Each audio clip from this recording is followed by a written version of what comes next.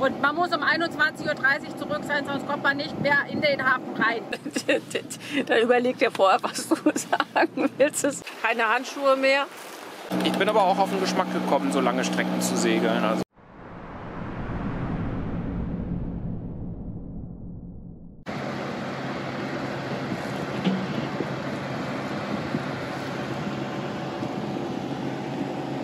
So, was passiert in dieser Folge?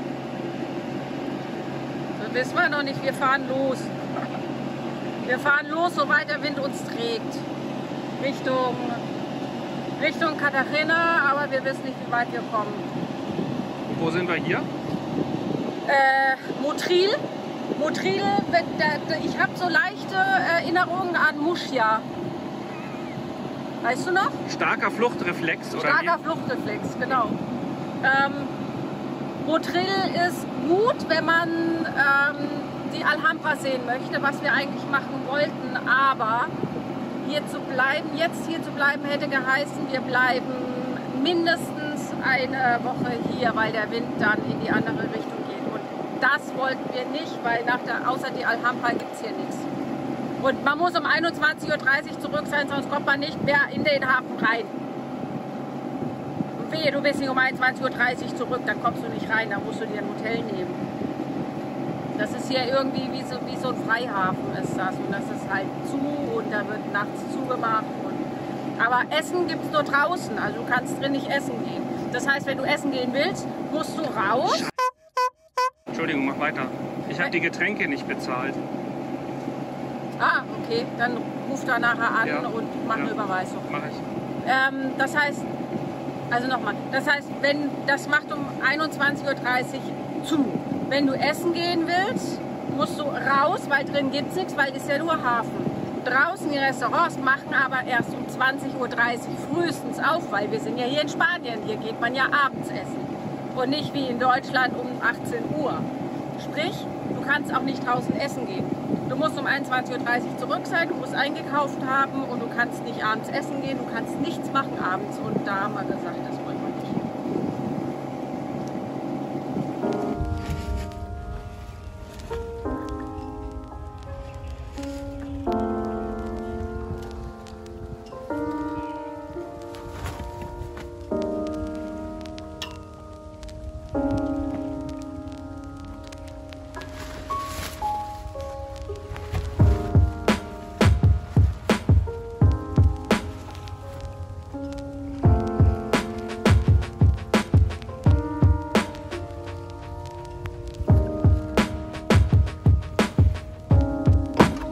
Jetzt.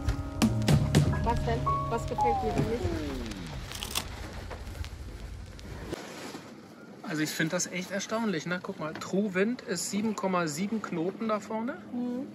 Und wir fahren 3,7. Mhm. Was sind denn die zwei Highlights heute, junge Frau? Das, was wir den Parasailer gesetzt haben und zuerst mit Spielbaum und jetzt noch das 4-Leinen-System ausprobiert und dass es läuft. Und eben war der Zoll da. Das erste Mal der spanische Zoll. Wie lange sind wir? Wir waren in Spanien, wir waren in Portugal, wir sind wieder in Spanien und jetzt sind wir zum ersten Mal vom spanischen Zoll kontrolliert worden. Aber die waren ja sehr nett. Genau. Mhm. Ja. Hier gibt es wohl viel Schmuggel. Ja. So Marokko und so. Ja. Also vom afrikanischen Kontinent, und deswegen kontrollieren die hier ganz viel. Ja. Marion hat es ja gerade erzählt, der Zoll war da. Also wir sind jetzt nicht ganz, wir sind fast 10 Monate unterwegs. Wir sind einmal in Frankreich kontrolliert worden und die wollten übrigens keine Umsatzsteuernachweise haben. Und jetzt sind wir das zweite Mal auf der gesamten Reise vom spanischen Zoll kontrolliert werden, hier vor Almerimar. Und auch die wollten keine Nachweise sehen. Also dieses Thema war bisher jedenfalls bei uns kein Thema. Aber natürlich gucken sie überall rein. Also hier, die Spanier haben jetzt sogar in Ankerkasten reingeguckt und unter das Dingi. Und ob hier irgendwas an Bord ist, was da nicht hingehört. Ist aber nicht. Ist nur die Freundin und der Kerl. Die gehören alle hierher. So, genau. Sind fertig. Okay, ja genau. Und der Parasailer steht und wir fahren jetzt in die Nacht. Wir haben den Parasailer jetzt so getrimmt mit dem 4-Leinensystem, dass wir den auch shiften können. Von der einen auf die andere Seite. Und ja, jetzt werden wir dann noch eine Kleinigkeit essen und uns auf die Nacht vorbereiten. Wir haben noch ungefähr eine Stunde Tageslicht und sind ganz froh, dass wir heute noch Wind haben. Und ich bin echt sehr erstaunt. Also wir haben jetzt den Parasailer heute das erste Mal so richtig stehen. Wir haben es schon mal probiert, da sind wir damit nicht klargekommen, aber das lag an uns. Und ich bin echt erstaunt, weil wir haben nur... Jetzt im Moment haben wir 7,5 Knoten. Vorhin hatten wir 6,8 Knoten Wind und wir sind 3,6 Knoten gefahren. Und das haben wir bisher mit keinem Segel hingekriegt. Haben achterlichen Wind, kaum Welle. Und so wird es jetzt auch weitergehen, die ganze Nacht durch wahrscheinlich. Mal ein bisschen mehr, mal ein bisschen weniger Wind. Und wir versuchen den letzten Wind jetzt auszunutzen, weil ab dann dreht der Wind auf gegen an, also ab morgen irgendwann. Und bleibt dann für eine Woche relativ kräftig von vorne im Prinzip. Und deswegen wollten wir hier zumindest aus dieser Ecke raus, weil hier...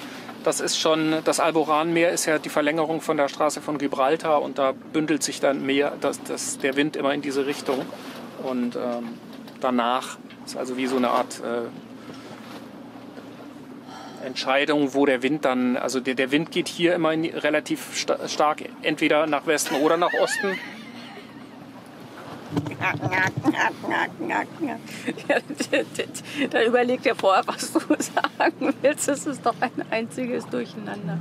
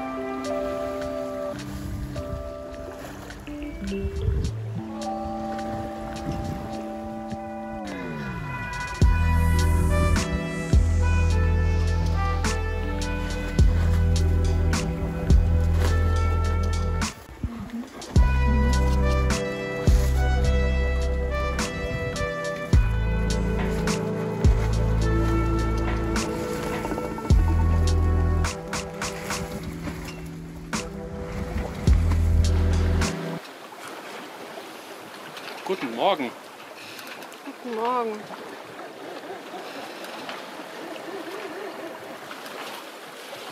Ah, Sonne geht gleich auf. Wir sind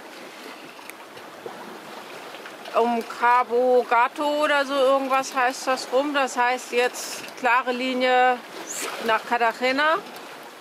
Und wir hatten jetzt eine Nacht unter Parasailer. Das lief soweit ganz gut. Uns fehlen noch so ein paar Basics, was das richtige Einstellen geht. Ja, wir hatten ja die Einweisung nicht und da müssen wir uns noch ein bisschen eingrufen. Und sobald wir da so ein bisschen besser drauf sind, werden wir das auch mal zeigen, wie das funktioniert. Ja, ansonsten war es aber eine ruhige Nacht. Es ist deutlich wärmer geworden nachts, es war immer noch frisch, aber es ist nicht mehr ganz so viel. Keine Handschuhe mehr, keine Daunenjacke mehr drunter. Wir nähern uns.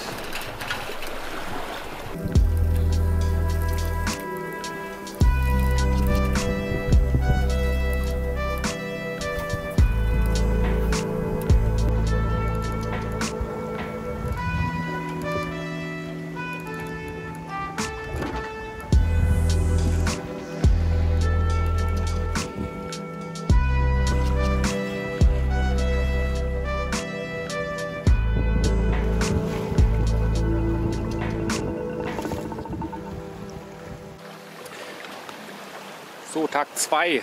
Wir sind ja gestern Mittag in Motril losgefahren und ja, wussten gar nicht so genau, wo es uns hin verschlägt. Aktuell steuern wir Cartagena an. Wir wissen aber nicht, ob wir es erreichen werden. Der Wind soll vorher einschlafen, so gegen 18 Uhr. Wir sind die ganze Nacht mit dem Parasailer durchgefahren, obwohl wir ihn gestern das erste Mal gesteckt hatten, aber haben den Eindruck, dass das so gut handelbar ist, dass man das gut machen kann. Also wir hatten ein 4-Leinensystem, keinen Spielbaum draußen und das war, glaube ich, ein ganz gutes Setup. Wir mussten heute Morgen mal kurz hektisch bergen, weil uns ein Fischer quer kam. Das wäre zwar so dann auch aufgegangen, aber haben wir dann trotzdem gemacht. Jo, also wir haben achterlichen Wind, die ganze Zeit so um die 12 Knoten und der Parasailer zieht die ganze Zeit immer zwischen 5 und 6 Knoten voraus und das ist natürlich echt gut. Ich hatte das vorher mit dem Autopiloten gefahren, da ist er aber sehr hin und her gependelt, wir sind genau platt vorm Wind und habe jetzt die Windfahne nochmal dran gemacht, weil wir auch ein bisschen Batterie sparen wollen. Wir werden wahrscheinlich vor Anker gehen. Und die macht das deutlich besser als der Autopilot. Also seitdem steht der Parasailer auch deutlich besser als vorher. Ja, mit dem 4-Leinensystem müssen wir uns noch so ein bisschen anfreunden. Also einfreunden nicht, aber noch ein bisschen Erfahrung sammeln. Aber bisher klappt das schon ganz gut.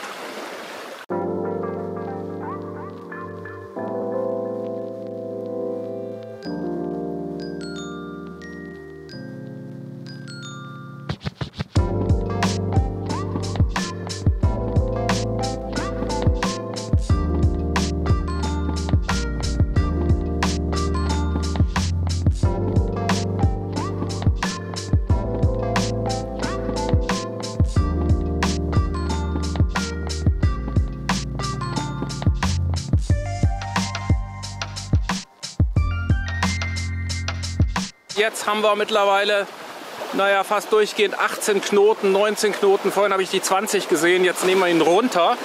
Wir fahren die ganze Zeit über 7 Knoten, nur mit dem Parasailer. Das ist zwar geil, aber der muss ja auch wieder runter. Also wir machen das jetzt mal, bevor hier noch irgendwas anbrennt.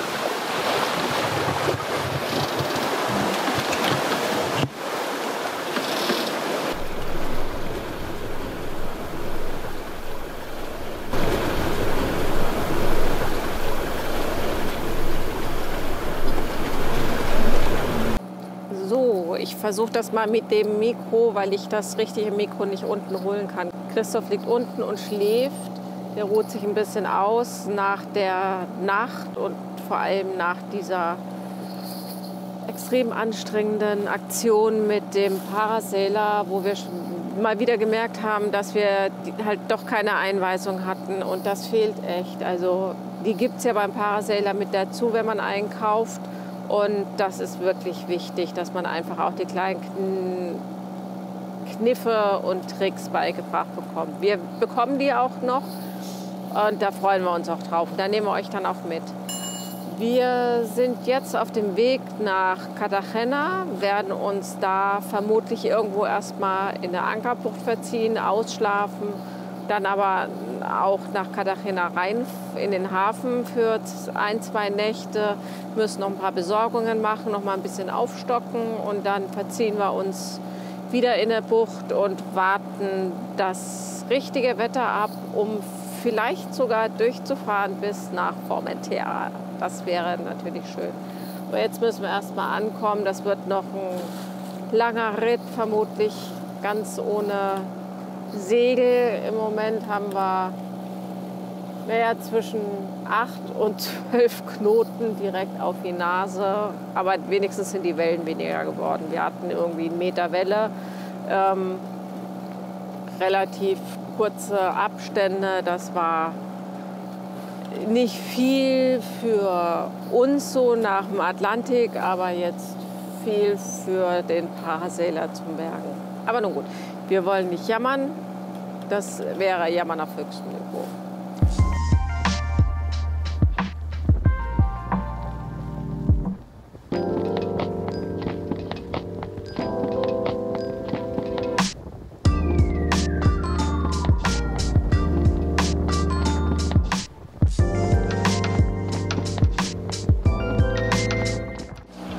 das letzte Licht, der zweite Abend auf unserer Tour. Wir steuern so langsam unseren Ankerplatz für diese Nacht an. Wir haben eine kleine Bucht gefunden in der Nähe von Cartagena. Die sollte eigentlich ganz gut geschützt sein. Heute Nacht zumindest. Morgen Mittag könnte es unruhig werden. Und ja, vielleicht können wir ein paar Tage bleiben, sonst verholen wir uns morgen nochmal. Und bin dann aber auch echt froh, wenn wir da sind. Das war jetzt eine schöne Tour, sehr abwechslungsreich, aber auch anstrengend. Und ich bin aber auch auf den Geschmack gekommen, so lange Strecken zu segeln. Also wenn der Wind wäre, dann glaube ich, würde ich gleich die nächste Nacht nochmal dranhängen und versuchen, die Balearen zu erreichen. Aber jetzt machen wir erstmal Pause. Das reicht, glaube ich, erstmal.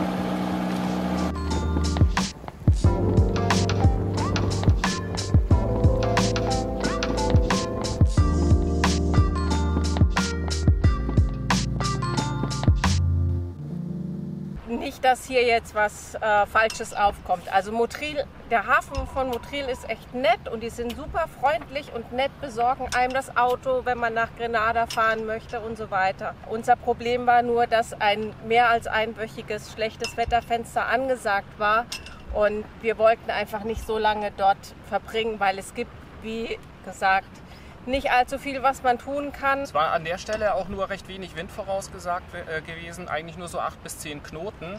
Und wir wären mit unserer normalen Besegelung nie losgefahren. Und nur weil wir den Parasailer hatten, sind wir losgefahren. Und wir waren jetzt das erste Mal auch damit gesegelt, sind dann gleich durch die Nacht gesegelt. Der Parasailer lässt sich sehr, sehr gut handeln. Uns fehlt nur ein bisschen die Erfahrung noch. Wir sind zum Beispiel, sieht man im Video, auch platt vom Wind gesegelt. Das macht man eigentlich nicht. Man fährt 10 Grad höher oder tiefer, damit der sauber steht und nicht pendelt. Und man kann ihn auch bei 18 Knoten und mehr noch sehr gut bergen. Wir wussten nur nicht, wie es geht. Und wir hatten so einen Stress, den zu bergen und mussten mit so viel Kraft rangehen, dass wir da auch gar keine Zeit mehr hatten, ein Video aufzunehmen. Also seht uns das bitte nach. Wir haben in Cartagena zwischenzeitlich Segler kennengelernt. Die sind die ganze Strecke von Gibraltar bis Cartagena und das sind, ja, ich würde mal sagen, so 300 Meilen. Alles Motorrad, weil einfach nie genug Wind war und da sind wir natürlich in der sehr glücklichen Lage, dass wir dank des Parasailers fast alles segeln konnten. Ja. Es war ein traumhaftes Segeln, so wie wir uns das schon lange gewünscht haben, mit Sonne, mit einem leichten, fast durchgehend leichten Windhauch. Wir konnten entspannt durch die Nacht segeln. Ein kleiner Fischer, der uns ein bisschen quer gelaufen ist. Und so haben wir uns das vorgestellt. Das war das, was wir uns gewünscht haben und das war echt schön. Wenn du wissen willst, wie es in Cartagena weitergeht, dann abonniere doch den Kanal und schalte die Glocke ein, dann wirst du direkt informiert, wenn das neue Video rauskommt. Und folge uns gerne auf Instagram und Facebook, da bist du immer ein bisschen näher dran. Und ich würde sagen, bis zum nächsten Mal. Bis zum nächsten Mal. Tschüss.